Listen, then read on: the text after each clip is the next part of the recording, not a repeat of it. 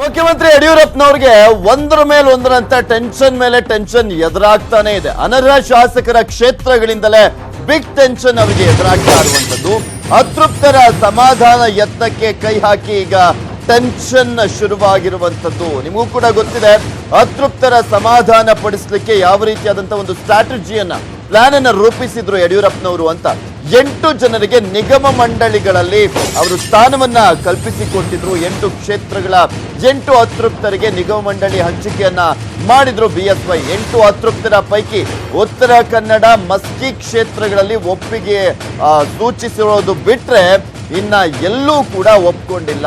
ಈ ಒಂದು ಆಫರ್ ಅನ್ನ ಒಪ್ಕೊಂಡಿದ್ದು ಅದು VS ಪಾಟೀಲ್ ಅಂದ್ರೆ ಉತ್ತರ ಕನ್ನಡ ಯಲ್ಲಾಪುರ ಕ್ಷೇತ್ರದವರು, ಹಾಗೆ ತುರುವಿಹಾಳ್ ಮಾತ್ರ ಅಂದ್ರೆ ಮಸ್ಕಿ ಕ್ಷೇತ್ರದವರು. ಇನ್ನೆಲ್ಲರೂ ಕೂಡ ಬಂಡಾಯ ಎದ್ದಿರುವ ರೀತಿನೇ ಕಾಣಿಸ್ತಾ ಇದೆ. ಇನ್ನುಳಿದ 6 ಅತೃಪ್ತರಿಂದ ಬಿಎಸ್ವೈ ಆಫರ್ ತಿರಸ್ಕಾರವನ್ನ ಮಾಡಲಾಗಿದೆಯಾ ಅನ್ನುವ ಪ್ರಶ್ನೆ ಈಗ ಎದ್ದಿರುವಂತದ್ದು.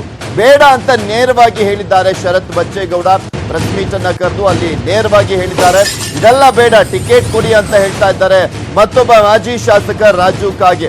ಇನ್ನು ಹೊಸಪೇಟೆ ಗವಿಯಪ್ಪ ಪರ ಪುತ್ರನು ಬ್ಯಾಟಿಂಗ್ ಮಾಡ್ತಾ ಇರುವಂತದ್ದು. ಅಡ್ಡಗೋಡೆ ಮೇಲೆ ದೀಪವಿಟ್ಟಿದ್ದಾರೆ ಗೋಕಾಕ್ನ ಅಶೋಕ್ ಪೂಜಾರಿ ಅವರು ಕೂಡ. ಹಾಗೆ ಹಿರೇಕೆರೂರು ಕ್ಷೇತ್ರದ ಮಾಜಿ ಶಾಸಕ UB ಬಣಾಕರ್, ಹಾಗೆ ಇಲ್ಲಿ KR ಪುರಂನ ಮಾಜಿ ಶಾಸಕ ನಂದೀಶ್ ರೆಡ್ಡಿಗೂ ಕೂಡ ಇಷ್ಟ ಇಲ್ಲ ನಿಗಮ ಮಂಡಳಿ. ಸೊ ಹೀಗಾಗಿನೇ ಯಡಿಯೂರಪ್ಪನವರಿಗೆ ಟೆನ್ಷನ್ ಶುರುವಾಗಿರುವಂತದ್ದು, ಯಾವ ರೀತಿಯಾಗಿ ಇವರನ್ನ ಸಮಾಧಾನ ಪಡಿಸಬೇಕು ಅನ್ನೋದು.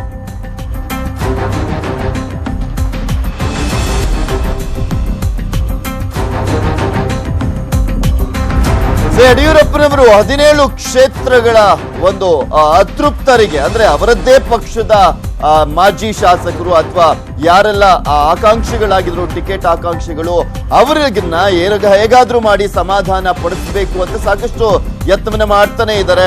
ಆ ಒಂದು ವಿಚಾರಕ್ಕೆ ಸಂಬಂಧಪಟ್ಟಂತೆ ಮೊದಲ ಹೆಜ್ಜೆಯಾಗಿ 8 ಜನ ಅಸಮಾಧಾನಿತರಿಗೆ ನಿಗಮ ಮಂಡಳಿಗಳಲ್ಲಿ ಸ್ಥಾನವನ್ನ ನೀಡಿದ್ರು.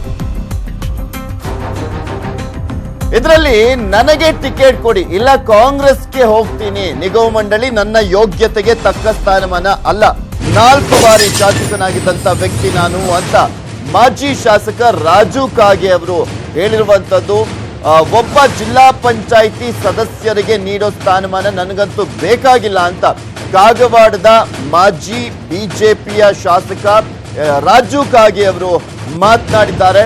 ಮಗು ಅಳುತ್ತೆ ಅಂತ ಚಾಕ್ಲೇಟ್ ಕೊಟ್ಟು ತುಪ್ಪ ಸವರೋ ಕೆಲಸವನ್ನ ಮಾಡಿದ್ದಾರೆ. ಬಿಜೆಪಿಯನ್ನ ತಿರಸ್ಕರಿಸಿದ್ರೆ ಕಾಂಗ್ರೆಸ್ಗೆ ಅಂತಿದ್ದಾರೆ ರಾಜು ಕಾಗೆ. ಬಿಜೆಪಿ ನನ್ನನ್ನ ತಿರಸ್ಕಾರ ಮಾಡಿದ್ರೆ, ನನಗೆ ಟಿಕೆಟ್ ಕೊಡದೆ ಹೋದ್ರೆ ನನ್ನ ಹಾದಿ ನನಗೆ ಅಂದ್ರೆ ಕಾಂಗ್ರೆಸ್ಗೆ ಹೋಗ್ತೀನಿ ಅಂತ ರಾಜು ಕಾಗೆ ಅವರು ಈಗ ಮಾತನಾಡಿರುವಂಥದ್ದು. ಕಾಂಗ್ರೆಸ್ ಟಿಕೆಟ್ ಕೊಟ್ರೆ ಕಾಂಗ್ರೆಸ್ನಿಂದ ಸ್ಪರ್ಧೆ ಮಾಡ್ತೀನಿ, ಸಿದ್ದರಾಮಯ್ಯ HK ಪಾಟೀಲ್ ಜೊತೆ ಮಾತನಾಡಿದ್ದೇನೆ, ಕಾಂಗ್ರೆಸ್ನಿಂದ ಟಿಕೆಟ್ ಸಿಗೋ ಭರವಸೆ ಕೂಡ ಸಿಕ್ಕಿದೆ ಅಂತ ರಾಜು ಕಾಗೆ ಅವರು ಮಾತನಾಡಿದ್ದಾರೆ. ನನ್ನ 4 ಸಲ MLA ಆಗಿ ಆ ಸ್ಥಾನ ಸ್ವೀಕರಿಸೋದು ಯೋಗ್ಯ ಅನ್ನೋದು ಒಂದೇ ನಾರದಿಂದ ಆ ಪದವನ್ನು ಸ್ವೀಕಾರ ಮಾಡಿಲ್ಲ. ಯೋಗ್ಯತೆ ತಕ್ಕಂತೆ ಕೊಟ್ಟರೆ ನಾನು ನಿಭಾಯಿಸಬಲ್ಲೆ. ಅದು ಯಾವುದಾದ್ರೂ ನೀವು ಮಗು ಅಳ್ಳಾಕತ್ತಾಗ ಒಂದು ಚಾಕ್ಲೇಟ್ ಕೊಟ್ಟಾಗ ಆ ಥರ ಕೊಟ್ಟರೆ ಮೂಗಿ ತುಪ್ಪ ಹೊರಿಸುವಂಥ ಕೆಲಸ ಮಾಡಿದರೆ ನಾನು ಒಪ್ಕೊಳ್ಳೋಕ್ಕಾಗೋದಲ್ಲ. ಅದನ್ನು BJP ಅವರು ತಿರಸ್ಕಾರ ಮಾಡಿದರೆ ಮತ್ತು ನಾನು ಕಾಂಗ್ರೆಸ್ಗೆ ಹೋಗಲೇಬೇಕು, ಅನಿವಾರ್ಯ ಇದೆ. ನನಗೆ ರಾಜಕಾರಣ ಮಾಡಬೇಕಾದೈತಿ. ಕಾಂಗ್ರೆಸ್ದವ್ರು ತೆಗೆದು ಕೊಟ್ಟರೆ ನಾನು ತೆಗೆದುಕೊಂಡು ನಿಲ್ತೀನಿ.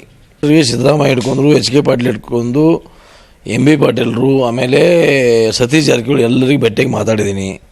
ಒಳ್ಳೆ ಸ್ಥಾನಮಾನ ಕೊಟ್ಟರೆ BJPಯಲ್ಲಿ ಉಳಿತೀನಿ, ಒಳ್ಳೆ ಸ್ಥಾನಮಾನ ಕೊಡ್ತಿದ್ರೆ ಬೇರೆ ಹಾದಿ ನನ್ನ ದಾರಿ ನಾನು ನೋಡ್ಕೋತೀನಿ.